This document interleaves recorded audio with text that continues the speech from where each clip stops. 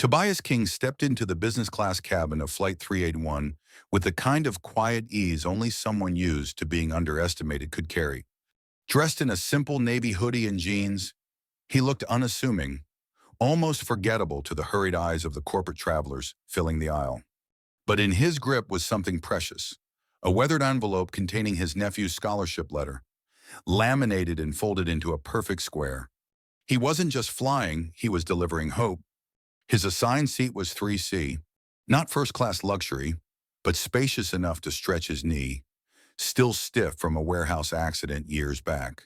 As he moved toward it, a sharp voice sliced through the buzz of boarding announcements. "Oh no! This entire row is mine. I need space to decompress. I can't have that in my video." He turned. A tall white woman, early 30s, platinum blonde hair in a sleek twist, red heels gleaming under the cabin lights. She lounged across 3A and 3B, her trench coat draped dramatically over the seats. One hand balanced her phone on a gimbal. The other held a metallic water bottle bearing the name Sierra Langdon in cursive. Her ring light flickered faintly. "Say hi to my followers," she chirped to her stream. Apparently, business class ain't what it used to be. She barely glanced at Tobias. To her, he wasn't a person, he was a problem. A background she didn't want in her aesthetic. Tobias lifted his phone, the boarding pass glowing clearly. "This is my seat." She laughed. "A little too loud, a little too performative." "Sure, but I have anxiety. I need space. And honestly, you can sit somewhere else, right? There's always room back there." A hush began to ripple through the cabin. Not loud, but intentional. A man in a blazer paused mid-swipe on his tablet. A flight attendant looked up from securing a tray. Behind them, a black teenager nudged her friend and whispered, "Yo, isn't that the guy from that rescue vid?" Her phone was already recording. Tobias didn't flinch. "I won't be moving." Sierra's expression soured. "What, wa mamao? Aggressive much? Why is it always the ones who feel entitled to everything that make the most noise?" He hadn't raised his voice. Hadn't moved. Yet somehow, she was the one under attack. This wasn't just passive racism. This was real-life discrimination, dressed in hashtags and highlight reels. "You should know your place," she added, the smile gone now, replaced by condescension. Gasps. One man lowered his newspaper. A woman behind Tobias shifted uncomfortably. He remained still, but the silence around him became heavy with meaning. A flight attendant, Sasha, early 30s, appeared beside them. "Is there a problem?" "Yes," Sierra snapped. "I need both seats. Medical issue. If he refuses to move, I'll report this." Sasha blinked, then looked at Tobias, then at the phones raised around them. Sierra added, louder now, for the cabin and the live stream. "It's discrimination against a woman managing trauma." But the irony hit hard. Everyone watching knew exactly what was happening. This was a story about discrimination, caught in high definition. "Let me be clear," Tobias said, voice low but commanding. "I booked this seat. I will sit here." And with that, the balance tipped. The teenager behind him whispered, "That's him. The guy who pulled those kids from the fire." It went viral 2 years ago. She held up her phone. A paused frame. A man in soot, carrying 2 children out of smoke. A middle-aged man 3 rows back whispered, "That's him from the Bronx fire." Someone else said, "I remember that." He never said a word to the press. And now the crowd saw him. Not as a nuisance, not as a background prop, but as a man. Sierra looked around, unsure. Her phone comments now flooded with, "Leave him alone," and "This ain't it, girl." Still, she held her pose. "I'm an influencer. A fraternity retinon. I know my rights. One hand you want." But the power had shifted.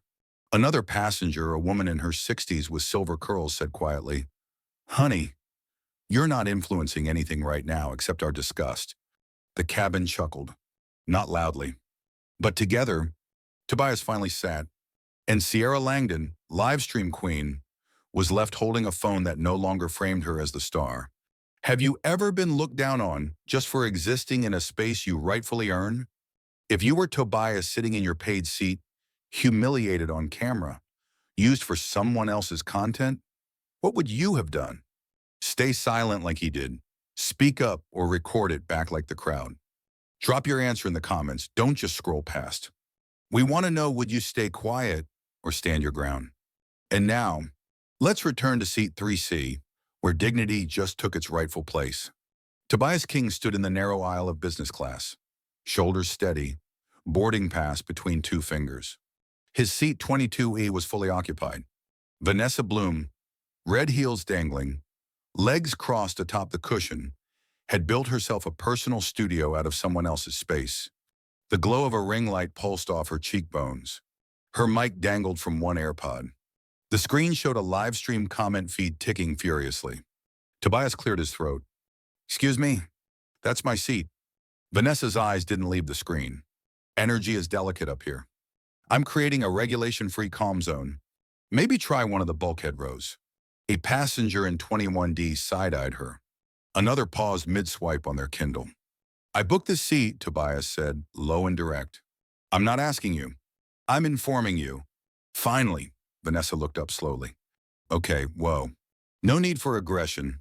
I'm literally just centering myself. I have a signed brand partnership. I need the space to film breathwork content." Tobias stayed composed. "Then perhaps your brand should invest in 2 tickets." Vanessa scoffed. "So we're doing the 'I paid so I deserve' thing now?" Typical. Always transactional. No sense of emotional equity. Someone behind Tobias shifted uncomfortably. A man in 23A glanced over his glasses. "Still no phones, not yet." Vanessa returned to her camera. "This happens a lot, actually. I'm just trying to model calm boundaries," and boom, some dude insists on inserting himself. That earned a whisper from 24F. "Did she just say inserting?" Tobias adjusted his posture, not confrontational, just resolute. "Boundaries are mutual," he said. "And you've crossed mine." Her lips tightened. "Fine. Play victim. See who claps." The mood shifted. Quietly. Not sympathy for her, at least. A crew member approached. Not Sasha. A male attendant, calm but unreadable. "Everything all right here?" Vanessa turned, saccharine smile deployed. "Just a misunderstanding. Some people aren't used to women needing space." Tobias didn't blink. "What I'm not used to is being erased by someone's broadcast." The attendant's eyes moved from Tobias to Vanessa's ring light to the crowded seat. "We'll need to resolve this before takeoff." Vanessa's grin faltered. Her voice dropped into a performative hush. "So now trauma responses need paperwork." There it was. The pivot. "It's sure anymore." But it landed flat. Behind them, a teenage boy nudged his sister. "Isn't that him, the guy from the Bronx fire?" Still, no one filmed. But recognition had sparked. Tobias didn't push, didn't escalate. He simply stepped closer to the seat he'd earned. And though the cameras weren't yet rolling, the attention had turned. Subtle, shifted, and irreversible. Vanessa Bloom leaned further into her blanket fortress. Her red stilettos crossed defiantly on seat 22E, eyes glued to her cracked iPhone screen. Tobias King still stood, unmoved. "Yastorm." But the weight in his jaw said otherwise. Around them, the cabin buzzed with a fragile silence. Not quite outrage. Not yet.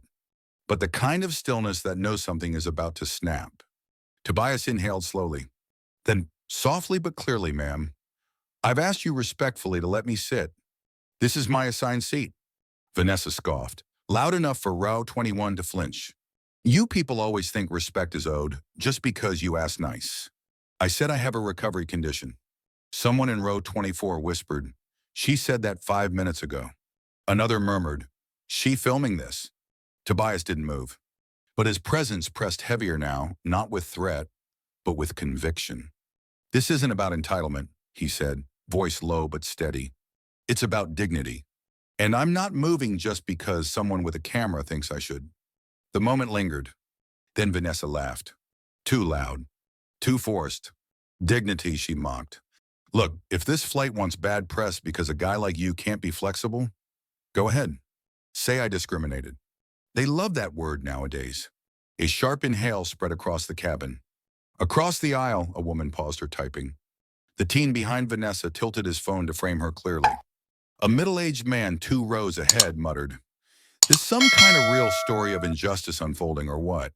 At that moment, flight attendant Sasha returned. Calm, but not neutral. "Ma'am," she said gently, "you've been asked to respect assigned seating. If you have a medical condition, we can verify that with documentation." Vanessa rolled her eyes. "What? You don't believe white women anymore?" Sasha blinked. Quiet. The implication hung like smoke. Behind her, another attendant approached, a subtle signal that this wasn't just customer service now.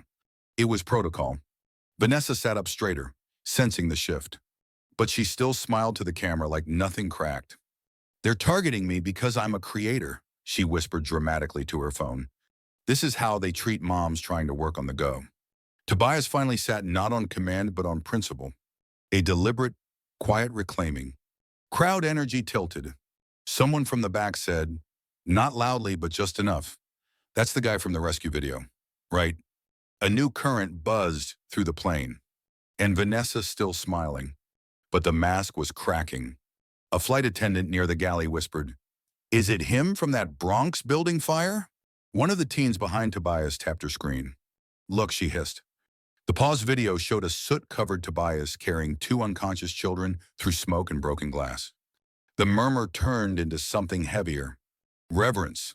Ishabiache de Kanawon. Recognition. Passengers leaned forward. Screens lit up. A businessman across the aisle said quietly, "That man saved lives. And she's live streaming him like he's the problem." Vanessa finally noticed the shift. Her live comments had flipped girl stop. "Delete this or to Kawasi did do this woman. He's a hero. You're embarrassing yourself." She stiffened. "Y'all don't know the full story," she said, trying to pivot. "I have trauma too." But her voice cracked. It wasn't conviction. It was collapse, which assured in the railway show. One passenger, silver curls, aisle 20, crossed her arms and said with razor calm, "The only thing traumatizing is watching you hijack someone's dignity for content." A laughter, scattered but pointed. Vanessa lowered her phone. Tobias didn't gloat, didn't move. He just looked out the window, finally at peace in the seat he had earned. The cabin had changed. Tobias sat finally, firmly in the seat he'd fought for. But the tension didn't lift. It evolved. Turned electric. The silence was no longer passive. It was charged with consequence. Vanessa Bloom still had her phone out, but the comments scrolling past her ring light had turned hostile. The hearts were gone, replaced by fire emojis, clown faces, and caps-locked condemnations. Her expression tightened. "This is harassment," she muttered to no one in particular, though her mic was still on. "This is how narratives get twisted. They're trying to cancel a mother doing breath work." No one responded. In row 23, a college student whispered, "You went after a firefighter on livestream. What did you think would happen?" More heads turned now, not just to Tobias, but to the crowd watching her. Judgment was no longer silent. Flight attendant Sasha returned, clipboard in hand, a second crew member beside her. This time, it wasn't a warning. It was a report.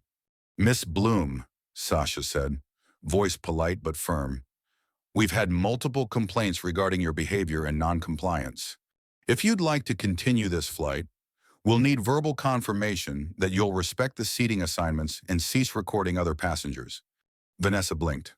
"No, Red, you're joking. He made this hostile. I'm the one being filmed." "Only after you refused to comply," Sasha said. Vanessa looked around, hoping for support. All she saw were faces tight-lipped, skeptical, some openly recording. Tobias remained quiet, hands folded, gaze out the window. He didn't need to say anything. The truth was speaking louder. A new voice entered. "Excuse me," said the silver-haired woman from aisle 20. She stood. "I think the issue is clear. One of you came here to travel. The other came here to perform." Murmurs of agreement rippled across the rows. Vanessa flushed. "I have trauma," she snapped. "I'm being shamed for needing space." "You're being shamed," the woman replied, "for weaponizing it." A man in 21A muttered, "Damn right." Vanessa's phone vibrated another flood of notifications. Her brand partnership emails were pouring in, most of them likely not kind. Still, she refused to move. "I know my rights," she barked. "This is discrimination. You're all ganging up on me because I'm visible." Sasha's eyes didn't blink. "No, my name is certain. This is accountability." The hum of the engines seemed louder now.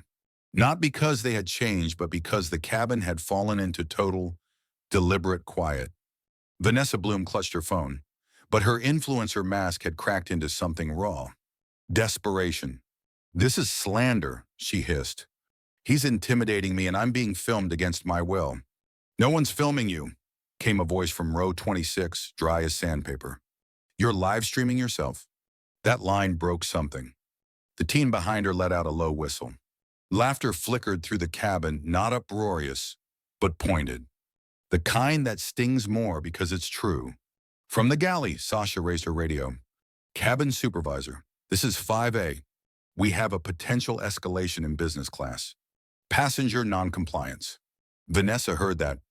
Her lips parted. Escalation. She finally stood, yanking her trench coat from beneath Tobias's armrest like it had betrayed her. "Fine. You all want me gone, I'll call my agent. This is going straight to legal." She moved to the aisle and froze. The captain had entered the cabin. Tall, composed, a late 50s. No smile. Not angry. Just disappointed. The worst kind of authority. "Ma'am," he said, voice clipped but calm, "I've reviewed the complaint log and passenger statements. If you cannot comply with federal regulations regarding seating and recording, you'll be escorted off the plane." Vanessa's face blanched. "You're siding with him." "No, Manarmi," he replied. "We're siding with the truth." Behind her, a black woman in her 40s muttered, "Now that's a powerful reminder of what respect looks like." The man across from Tobias finally lifted his phone. Not to film, but to read aloud from a paused live stream chat still open on Vanessa's screen. "Can't believe you tried to pull a wellness stunt on a hero." Unfollowed. Another one. "He's the guy who carried a toddler through fire. You're the woman who couldn't handle sharing a seat." More murmurs. More phones raised, this time not to gawk, but to witness. Tobias said nothing. Vanessa's voice cracked.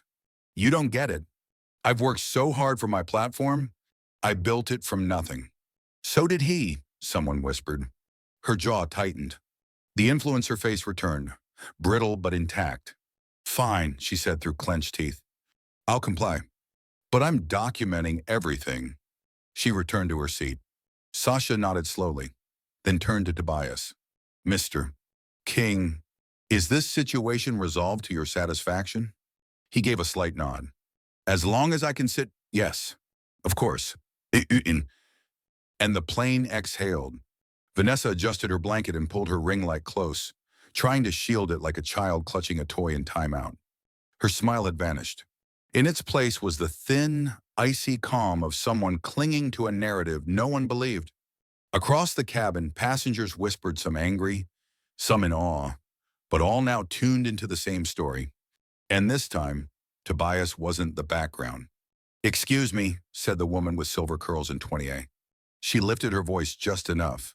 "I think we all deserve to know who we're flying with." Tobias looked up. "You're Tobias King, right? The man from the Bronx fire."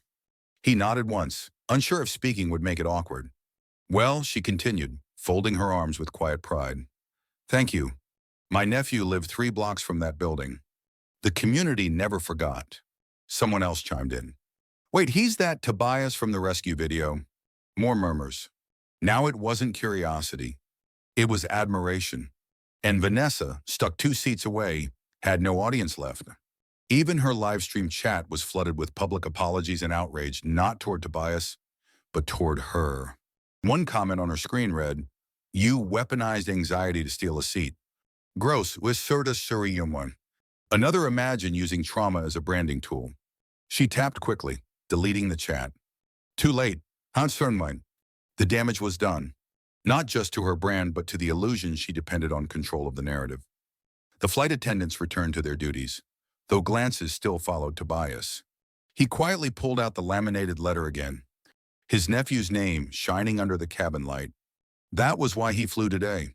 Not to fight, not to be seen, just to deliver a future. He tucked the letter away, folded his tray, and looked out the window. Sky was still black with evening, but somewhere up there, sunrise waited. A woman across the aisle leaned over. "Mr. King, thank you for not making a scene. You reminded us what real dignity looks like." He offered the smallest smile. Behind them, Vanessa finally gave up trying to reshoot anything. Her camera was off. Her brand had gone silent. Tobias sat now, but his presence didn't shrink. It only grew. "What are you wearing?" to her. Vanessa Bloom, still upright beside him in 22D, shifted in her seat. The glare from her ring light now highlighted tension, not confidence. Her live stream chat was no longer praise and emojis. It was questions. Why won't she move? Is she really playing victim here? That man is a hero. One user wrote, "You're gonna get canceled in real time, girl." Another simply posted real-life discrimination caught on camera. The hum of the plane hadn't changed.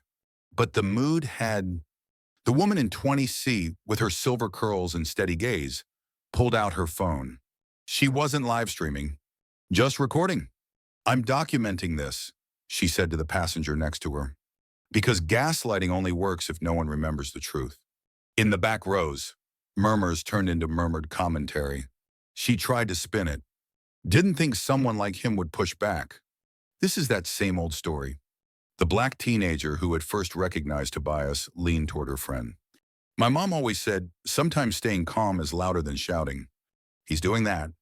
Tobias didn't move, didn't gloat. He simply tapped his laminated envelope against his knee. Steady, measured. Flight attendant Sasha reappeared, this time with a supervisor behind her, a tall woman in navy with authority written in every step. "Miss Bloom," the supervisor began, "we've reviewed the situation. Your seating request wasn't documented. You will need to comply, or we'll have to involve ground security." Vanessa opened her mouth, but the supervisor held up a hand. "This isn't up for debate. Please vacate seat 22E." Somewhere in the back, applause. Light. But it rippled. Vanessa looked around. She saw it now, the lack of cameras on her, the rows of strangers silently siding against her. She started gathering her thing, but not without a final jab. Everyone's so sensitive these days. You try to do something positive and suddenly you're the villain. From 21D, someone replied dryly, "Depends on who you try to erase while doing it." The comment section of Vanessa's livestream exploded. "You did this to yourself. This isn't wellness. This is white tears PR. Sit down and reflect, not broadcast." She shut off the camera, but the eyes didn't stop watching. Vanessa Bloom sat frozen. The glow from her ring light now cast shadows instead of radiance. Her livestream chat, once filled with emojis and affirmation, had turned ruthless. "This you? Ma'am, log off. He's a hero." She stared, blinking hard. Her carefully curated persona, a blend of wellness guru and struggling single mom, was unraveling in real time. This wasn't backlash. This was exposure. The plane wasn't loud. It didn't need to be. A few whispered phrases cut louder than any shout. He carried children out of a burning building. Didn't even take $1 from the press. He disappeared after. Said the story wasn't his, it was theirs. Tobias heard none of it. Or maybe he heard all of it but said nothing. He simply stared ahead, his jaw still tense, hands folded neatly on his lap. His hoodie now looked less plain and more like armor. A uniform of those who save and vanish. Vanessa tried again. "Okay, listen, I didn't mean to come off harsh. I have anxiety. Planes trigger me. My therapist said I should claim space when I need to." A middle-aged woman with a neck pillow said flatly, "Claim your own seat next time." Someone snorted. Vanessa's fingers hovered over her phone screen. Should she end the stream, turn comments off, apologize? She chose neither. Instead, she looked at Tobias, truly looked for the first time. "You should have just told me who you were," she said, half accusatory. Tobias turned slowly. His voice was quieter than before. "I shouldn't have to." That one sentence collapsed whatever scaffolding Vanessa had left. The curtain dropped. The light on her phone dimmed. And for the first time in 15 minutes, she wasn't performing. just sitting there, caught. A voice came over the cabin speakers. Flight crew, prepare for takeoff. The attendants moved down the aisle, checking belts and tray tables. Sasha lingered briefly by Vanessa's row. She said nothing, but her eyes said, we saw. We all saw him. And then, in the row behind, someone whispered, we're flying with Tobias King. No hashtags, no clapping, just awe. Vanessa looked around one last time. Eyes met her with quiet judgment. Not cruelty, but disappointment.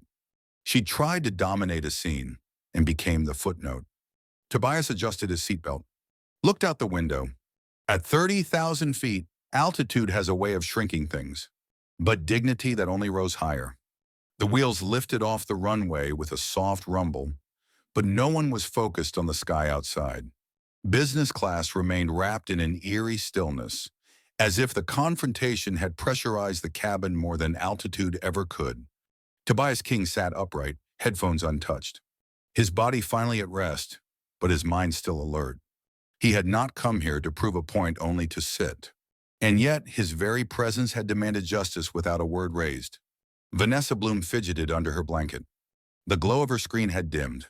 Comments still trickled in, now overtaken by stitched videos, screen recordings, duets. This is what real-life discrimination looks like. The man said 5 words and buried a whole influencer's career. Dignity don't need a ring light. She lowered the brightness, then turned it off entirely. From row 23, a soft voice spoke, Mr. King, I just wanted to say, thank you for what you did back then and just now. Tobias turned slightly. A teenage boy, barely 16, hoodie too big. Eyes earnest, nodded toward him. You showed people like us how to stand still and still win. Tobias gave a single nod. Nothing more. It was enough. A few rows up, a corporate-looking man tapped something on his iPad, then turned it around briefly. Tobias caught a glimpse of a news headline already breaking. Hero from Bronx fire faces racism at 30,000 feet. Crowd responds. Vanessa closed her eyes. She had tried to paint herself as the victim, and now she was watching in real time what happens when truth breaks through aesthetics. She wasn't canceled. No one had screamed at her. But the silence, the lack of sympathy, the public correction that was worse. Flight attendant Sasha returned once more, now with a water bottle. Mr. King, she said gently, placing it on his tray. On the house. From the captain. A small ripple of applause followed, not dramatic, not viral ready, just real. Vanessa slowly slipped her phone into her purse, took a deep breath, and for once, said nothing. At 30,000 feet, Tobias King didn't reclaim his space. He simply filled it. Fully, quietly, deservedly. And for everyone watching, whether on the plane or soon after online, it wasn't just an inspirational story. It was a real story, one that didn't need editing. Tobias King had barely gotten comfortable in his reclaimed seat when a quiet murmur rippled through business class. It wasn't outrage. It was anticipation, like an orchestra tuning for the next act. From the galley, Sasha returned, her stride quick but controlled. She wasn't alone. Behind her walked a tall woman in navy slacks and a crisp white blazer, her SkyVenture ID clipped to the lapel. Lila Benton, Customer Relations Director. Tobias knew the name. Most employees did. She paused in the aisle, took one look at Vanessa Bloom, still curled in her influencer cocoon, and then at Tobias, who simply nodded once. Mr. King, Layla said professionally. Thank you for your patience. I've been briefed on the situation. Vanessa straightened slightly, hearing the change in tone. She adjusted her ring light. Layla didn't acknowledge her yet. Vanessa cleared her throat. Hi, I'm the one who had a medical condition. You'll have your turn, Layla said evenly. That shut Vanessa up quicker than any comment section ever had. Layla turned to Tobias. You are well within your rights. Our policy requires respect of assigned seats. I'm here to ensure that's enforced. Tobias's expression didn't shift. He simply said, appreciate you saying that out loud. Behind Layla, Sasha gave the faintest nod approval, or maybe relief. From the back of the cabin, another murmur bloomed. She works for SkyVenture too. Wait, that's not just a random guy. Vanessa finally spoke, sweetly rehearsed. Look, I'm not trying to start trouble. I just needed space. I'm a working mom and a mental health advocate. Layla didn't blink. Miss Bloom, unless you can provide documentation for a medical exemption, you'll need to comply with your seating assignment. Vanessa's voice dipped into defensive mode. This is a brand activation trip. I have contracts, deliverables. My followers are not airline staff, Layla cut in. And their opinions are not FAA policy. That line earned a chuckle low, but from multiple rows. Vanessa turned her phone off. Finally, cheeks flushed. But the damage was done. The man in 21C whispered, a story about discrimination getting flipped on camera. She tried it. A passenger in row 25 muttered. Justice was finally served. Layla didn't gloat. She simply turned to Sasha. Please make sure Mr. King has what he needs. I'll document the incident and notify upper operations. Sasha nodded. Yes, ma'am.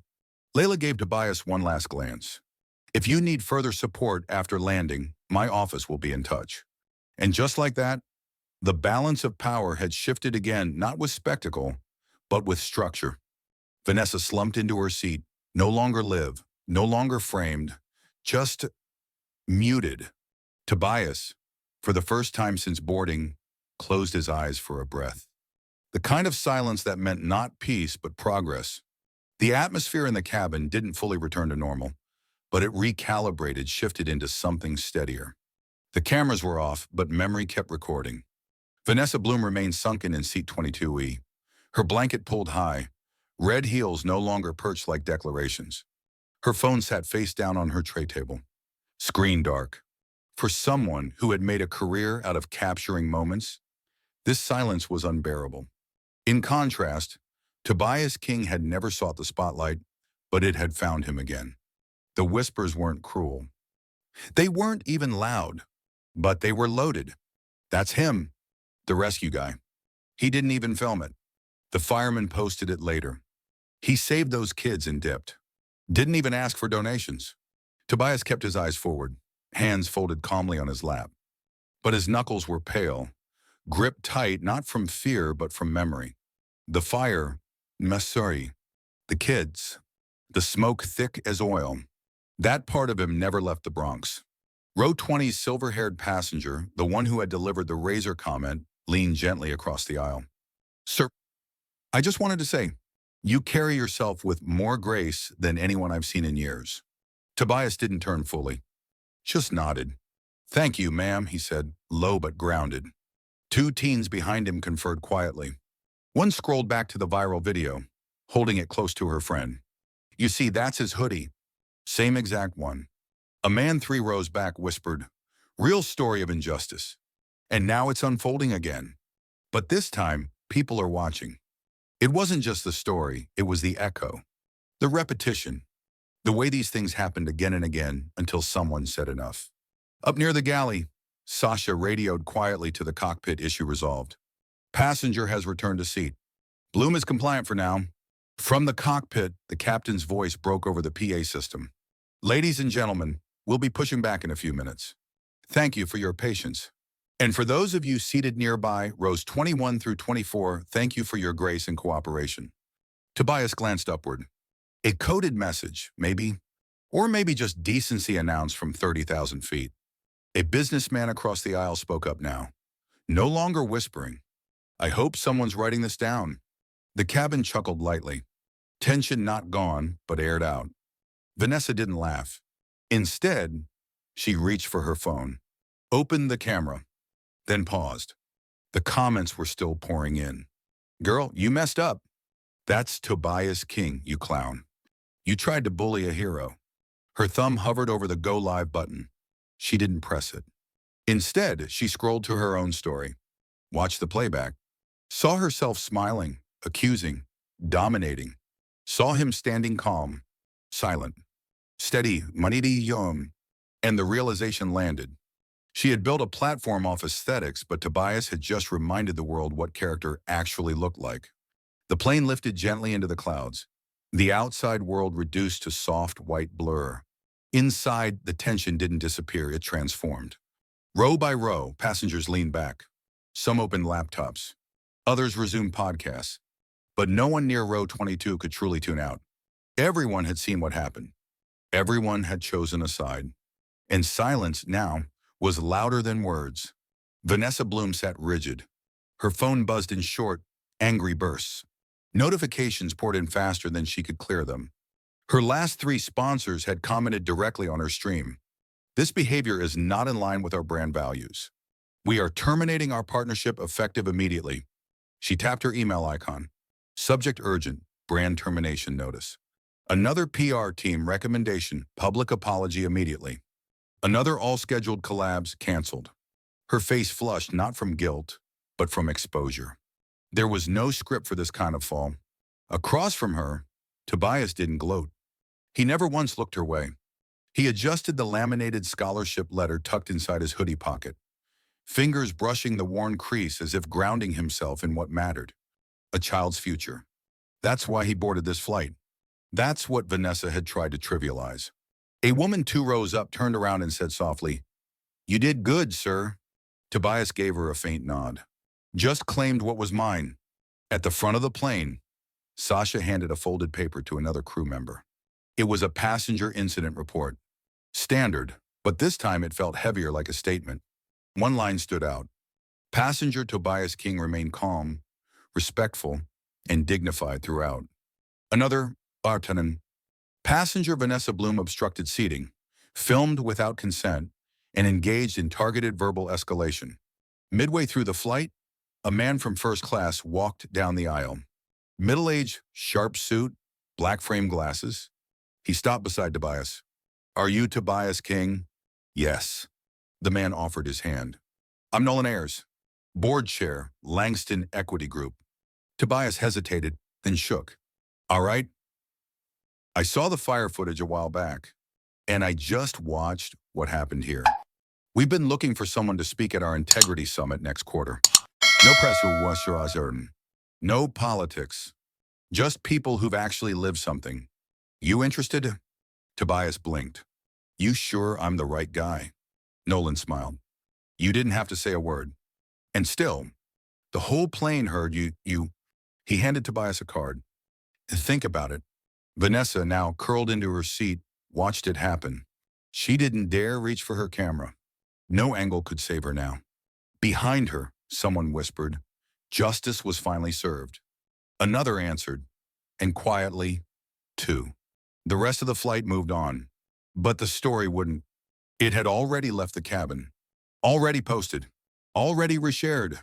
Already stitched and duetted and reacted to. Not just because it was drama, but because it was familiar. A story of dignity, of everyday racism, of a man who simply stood his ground and let the rest reveal itself. The final ding echoed through the cabin as Flight 381's wheels kissed the tarmac. There was no applause. Desakan Hanam. No eager clicks of seatbelts or rustling of bags. Just a stillness so thick it felt like everyone was holding their breath.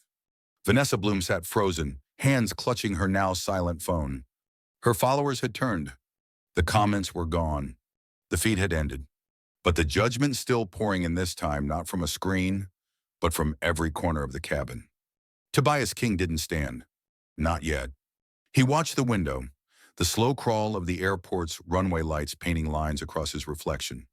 For a moment, he let the silence speak. Passengers began to stir. Quiet conversations bloomed. "That was him," someone whispered again. "A real story of courage," another said. A flight attendant passed, gently motioning passengers to remain seated. She paused at Tobias' row. "Mr. King," she said softly. "Thank you for earlier." Tobias nodded once. "Just wanted my seat." She smiled, brief and respectful. But it was the nod from the pilot, stepping out of the cockpit, that made others take notice. A nod not of protocol but of deep recognition. Vanessa hunched lower. The influencer posture was gone. No more angles. No more filters. The jet bridge extended. The first class and business class doors opened. And then, without fanfare, Tobias stood. He didn't turn to Vanessa. Didn't say a word. But his walk unhurried. Grounded carried the weight of something bigger than vindication. It was quiet, deliberate reclaiming. As he moved up the aisle, heads turned. A businessman offered a handshake. A teen girl mouthed, "Thank you." The woman with silver curls, still seated, watched with a look that blended pride and sorrow. Vanessa. She remained seated, fiddling with a phone that no longer listened. Outside, the gate buzzed with life travelers checking phones, children tugging suitcases, agents calling connections. But as Tobias stepped off Flight 381 and into the terminal, the energy shifted. People noticed. A few clapped, small, uncertain. Then more joined, not for a viral moment, not for spectacle, but for something real. And Tobias, he just kept walking. By the time the plane taxied to the runway, the cabin wasn't just filled with tension, it was filled with evidence. Dozens of phones had recorded the scene. Some live-streamed it. Others uploaded, clipped, shared. Hashtags began to form even before the wheels left the ground. Discrimination in business class. Hero not prob. Sierra Langdon's face, once softly lit by her own ring light, now glared back at her from a dozen reposted angles, her voice echoing out. You people always think respect is owed just because you ask nice. No edit, no filter. It'd been just raw entitlement. Tobias hadn't said a word since buckling in. He didn't need to. Termata Sorrentoni. The silence spoke louder. A silence full of purpose. 3 rows back, the silver-haired woman scrolled through her phone and whispered, "Oh, it's on TikTok already." Front page, her seatmate added. She's trending, but not how she wants. Somewhere in a Denver terminal, a Starbucks barista paused mid-order, watching a clip on mute, then whispered to her coworker, "Wasn't he the guy who saved those kids?" In a Brooklyn classroom, a student nudged another.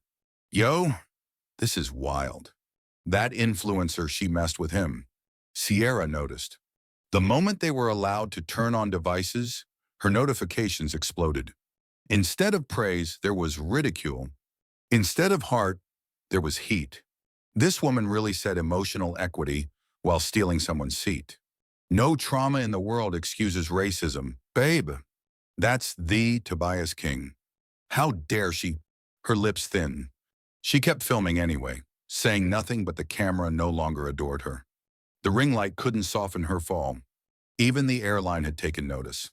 At 30,000 feet, Sasha discreetly passed Tobias a note handwritten, folded. "We are aware of what occurred. We are documenting everything. Thank you for your composure. Flight Crew 3 Turner, Artitum E1. Vanessa read it over his shoulder and scoffed. "Oh, so now we're writing fan mail?" But the man in 24B leaned over and said flatly, "You should be writing an apology." The words hung like cabin pressure controlled, compressed, but undeniable. The woman who once filmed for brand deals now sat in a bubble of silence, surrounded not by followers, but by witnesses. No cheers, no filters, just consequence. And Tobias, he closed his eyes, not to rest, but to release. He wasn't vindictive. He never needed to be.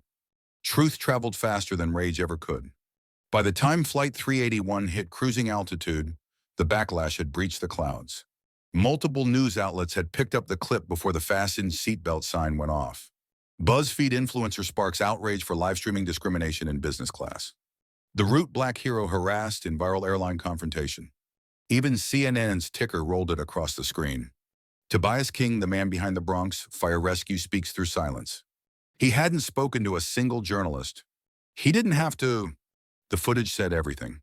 Sierra Langdon, however, was drowning in DMs. Her brand manager left a string of frantic messages. "Please issue a statement. Delete the video now. You're losing followers by the second." Her partnerships page quietly disappeared from her website before dessert was served. In seat 22E, Tobias sat still, hands folded. Not smug, not angry, just centered. Justice didn't always arrive loud. Sometimes it landed gently, like descent into the truth. Flight attendant, Sasha returned with a new tone. Not just polite, respectful. "We've relayed everything to corporate," she whispered. "They may want to speak with you after landing." Tobias nodded. As long as it helps someone else down the line. A man across the aisle reached over. offering his business card. I run a nonprofit for urban youth. If you ever want to speak at a school, I'd be honored. Tobias accepted it quietly. Another woman added, my daughter saw that fire rescue clip. She became a firefighter. Vanessa Bloom folded her arms tighter across her chest, her blanket like armor. But even her curated posture couldn't shield her now. Someone finally said aloud what everyone else had been thinking. You turned on your camera to be the hero, and all you did was spotlight your own cruelty. For the first time, Vanessa had no comeback, no script, no filter that could correct what the world now saw. Phones to Wanashuri stayed lowered. The live stream had ended, but the memory had just begun. The wheels touched down at 8:42 a.m. Flight 381 taxied to its gate under a cloudy Manhattan sky. But inside the cabin, the air was heavier than turbulence ever could be. Tobias King remained in seat 22E, upright. Composed to Russeramus, Serviceurstum, comportant. He hadn't said a word since the final shift of silence mid-air. His phone stayed pocketed. No gloating, no selfies, just silence. Vanessa Bloom, however, had wrapped herself in a hoodie mid-flight, sunglasses on despite the cabin lights being dim. Her phone rested face down. She hadn't spoken in over an hour. The captain made no mention of the incident, but the flight attendants exchanged glances with the kind of quiet respect reserved for someone who had just taught the room a lesson no policy manual ever could. As the plane door opened, passengers didn't rush the aisle. They moved with something closer to reverence. Near the front, a middle-aged man paused, turned toward Tobias and said softly, "Thank you for not lowering yourself." A young woman behind him added, "That was a powerful reminder for all of us." Tobias gave a small nod. Not performative, just real. Outside the terminal window, it was clear this wasn't just another Tuesday. A crowd had formed. Not massive, but enough. 3 local reporters, a campus blog team, 2 smartphones on live stream, and someone holding a cardboard sign, seat 22E, where respect. Vanessa froze near the plane door. One flight attendant offered to escort her through the side ramp quietly. She accepted. Tobias, meanwhile, exited like any other passenger. Rolling bag. Backpack. Nothing in his hands but a folded boarding pass and his nephew's laminated scholarship letter. "Mr. King," a reporter shouted, "can we ask what really happened on the flight?" He kept walking. "Were you discriminated against?" Still walking. Another voice, a young woman with a press badge, stepped forward but didn't block his path. "Sir, just one quote for those watching." Tobias stopped, turned, and simply said, "I just sat down where I belonged." Then walked into the city. No mic drop, no anger, just truth. Back inside, a live stream clipped that moment and reposted it within minutes. The caption, he didn't raise his voice. He raised the standard. It hit 300,000 views before he even left baggage claim. By lunchtime, the story had gone global. A trending hashtag, seat22E, a flurry of reactions poured in tweets, duets, think pieces, even poems. News anchors debated it. Podcasts unpacked it. HR managers bookmarked it for training modules. Not because it was explosive, but because it was exact. A quiet man asserting his space. A loud woman weaponizing her presence.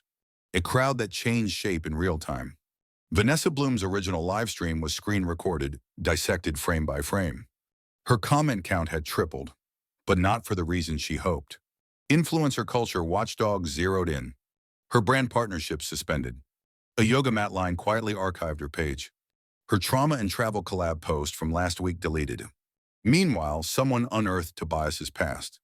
Not the viral rescue clip, everyone saw that already, but an old interview, a community newsletter from 2016 where he spoke about working night shifts to fund his nephew's schooling.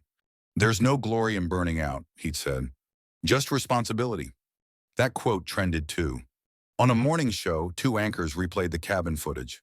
One turned to the camera and said, "This is what facing discrimination in real life looks like." Not a slogan, not a march, just sitting down and not being allowed to. Clips spliced Tobias with icons. Rose on the bus, Colin on the knee, Michelle in heels at the podium. But he wasn't trying to be a symbol, just a man with a seat.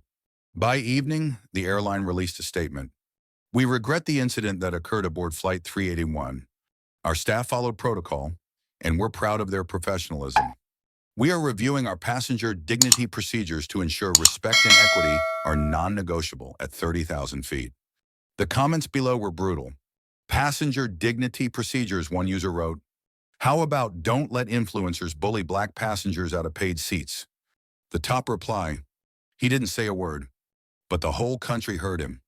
At a coffee shop in Harlem, two teenagers recounted the story over oat lattes. He didn't even raise his voice. He didn't have to. Her ring light did the shouting. In Atlanta, a mother showed her son the clip. This is what standing your ground looks like. Baby, calm to three. Soulier, powerful. By midnight, a petition had launched. Airlines must protect passenger seating rights. Backed by 80,000 signatures in under 12 hours. And in inboxes across the nation, a single photo made its way to Tobias seated by the window. Gaze steady, no smile, just peace. No filter, no more. No caption. Just the weight of what it means to belong in the space you've earned.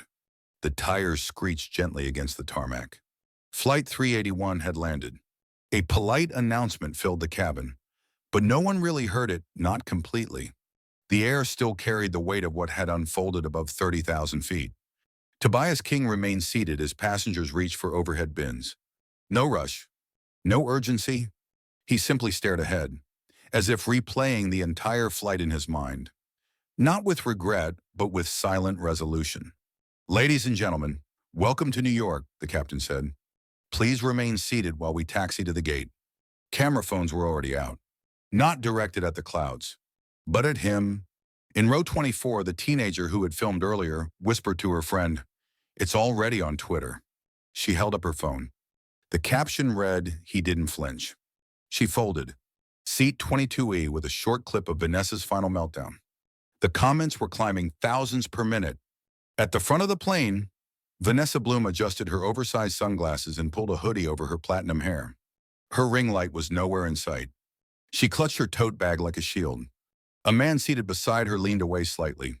She noticed. He didn't speak. She felt it anyway.